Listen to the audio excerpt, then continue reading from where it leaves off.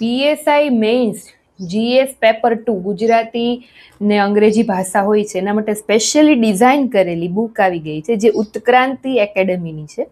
દ્વિતીય આવૃત્તિ 2026ની, જે પોલીસ સબ ઇન્સ્પેક્ટર બ્રહ્માસ્ત્ર 2.0 આ બુકનું નામ છે. ખાસ કરીને સ્પેશિયલ ગુજરાતી ઇંગ્લિશ ભાષા એટલે કે જીએસ પેપર 2 જે મેઇન્સનું છે એના માટે હેન્ડ રિટન બુક લખવામાં આવેલી છે. બરાબર. હવે આ બુકનું હું તમને અંદરથી દેખાડું કે આ બુકમાં શું કન્ટેન્ટ કેવી રીતે આપેલું છે. બુકને ઓપન કરશો એટલે પહેલાં તો અહીંયા જો પીએસઆઈ પેપર 2નો સિલેબસ આપેલો છે કે ગુજરાતી ભાષામાં શું પૂછાય છે, અંગ્રેજી ભાષામાં શું પૂછાય છે, પછી અહીંયાથી ઇન્ડેક્સ શરૂ થશે. સૌથી પહેલાં ગુજરાતી ભાષા. જો તમે જોશો કે હેન્ડ રિટન બુક એટલે કે અનુભવી દ્વારા લખાયેલી આ બુક છે, એમાં સૌથી પહેલાં નિબંધ. નિબંધ લેખનના નિયમ શું છે, નિબંધ એટલે શું, લખવા માટેના કયા કયા નિયમો તમારે શીખવા જોઈએ, બરાબર, કેવી રીતે નિબંધ લખવો જોઈએ, બધું આપેલું છે. સાથે અહીંયાથી નિબંધો પણ શરૂ થાય છે. જો આ બધા નિબંધો છે એ હેન્ડ રિટન હાથેથી લખેલા નિબંધો છે, જેમ કે વર્તમાન સમયમાં પોલીસ તંત્રની કામગીરી છે, અને એવા જ નિબંધો છે કે જે આવનારી પરીક્ષાઓમાં પૂછાઈ શકે છે. પોલીસ અને નાગરિક વચ્ચેનો સેતુ, ગુનાખોરીના નિવારણમાં કાયદાની સાર્થકતા, માત્ર સજા કે સમાજ સુધાર. પેજ ક્વોલિટીની વાત કરીએ તો પેજ ક્વોલિટી પણ બેસ્ટ છે. હેન્ડ રિટન બુક છે એટલે અક્ષરો પણ સારા, એકદમ વાંચી શકાય એવા ને સરળ ભાષામાં લખાયેલી બુક છે.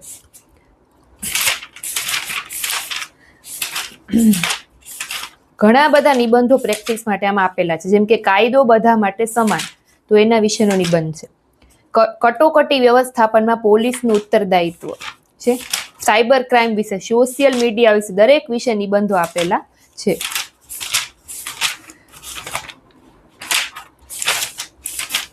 પ્રજાના મિત્ર પોલીસ, કાયદાનું શાસન લોકશાહીનો પાયો, વિકસિત ગુજરાત, સત્તાનો દુરુપયોગ, એવા ઘણા બધા નિબંધો આપેલા છે. ટેકનોલોજી ને ફોરેન્સિક્સ,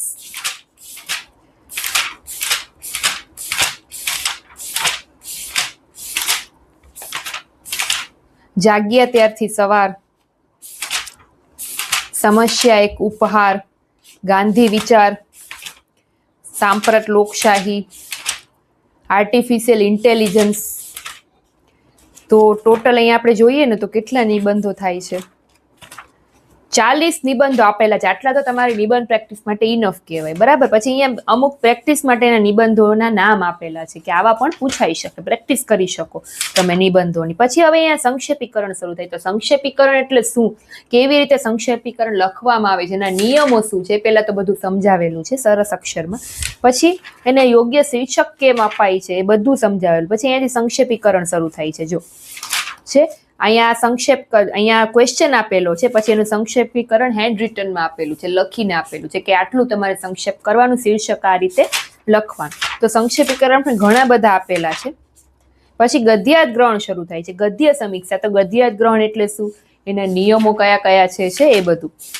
એમાં પણ ઘણા બધા પ્રેક્ટિસ માટે ગદ્યાર્થ ગ્રહણો આપેલા છે. ગદ્યાર્થ ગ્રહણ એટલે શું કે પેરેગ્રાફ આપેલો હોય, પ્રશ્નો આપેલા હોય અને પછી એના જવાબ તમારે લખવાના છે, તો એ આપેલા છે.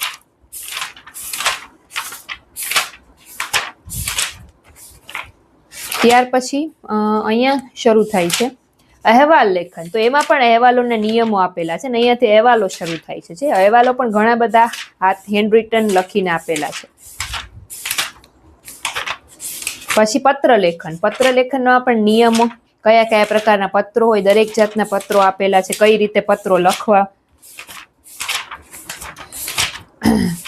પછી અહીંયા ઇંગ્લિશ લેંગ્વેજ શરૂ થાય છે, એટલે કે અંગ્રેજીમાં પણ સેમ એ જ આવે, જેમ કે પ્રિસાઇઝ રાઇટિંગ. તો આપણે જેમ ગુજરાતીમાં કેમ સંક્ષેપીકરણ કહીએ, ઇંગ્લિશમાં અંગ્રેજીમાં પ્રિસાઇઝ રાઇટિંગ કહેવાય, બરાબર. તો એ સેમ એ જ પ્રિસાઇઝ રાઇટિંગના શું નિયમો છે, બરાબર, એ બધું સમજાવેલું છે. ને અહીંયા પછી સંક્ષેપીકરણ, ટૂંકમાં પ્રિસાઇઝ પેરેગ્રાફ આપેલા છે. પછી કોમ્પ્રિહેન્શન એટલે કે ગદ્યાર્થ ગ્રહણ, જેમ આપણે ગુજરાતીમાં કહીએ, પેરેગ્રાફ નીચે ક્વેશ્ચન, તમારે એના આન્સર લખવાના. તો એ અંગ્રેજીમાં પણ ઘણા બધા આપેલા છે. જો